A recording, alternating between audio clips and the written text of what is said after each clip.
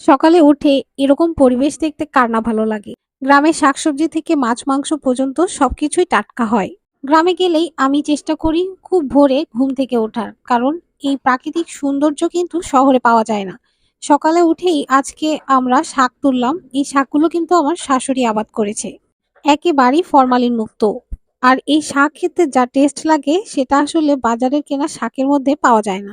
আমরা গ্রামে গেলেই আমার শ্বশুর একটি করে ছাগল কুরবানি দেওয়ার চেষ্টা করে, যাতে আমরা সকলেই ফ্রেশ খাবার খেতে পারি। মায়ের হাতে মাটির চুলায় রান্না করা গরুর মাংসের স্বাদ একেবারে মুখে লেগে থাকার মতো।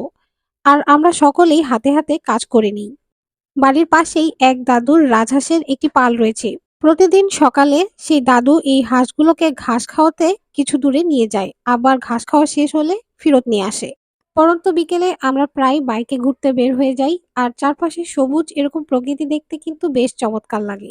শহর কেন্দ্রিক আর কর্মব্যস্ত জীবনে কিন্তু কিছুটা বিরতি দরকার, তাই এই বিরতিকে কাজে লাগিয়ে আমরা প্রায় সময় গ্রামে চলে আসি।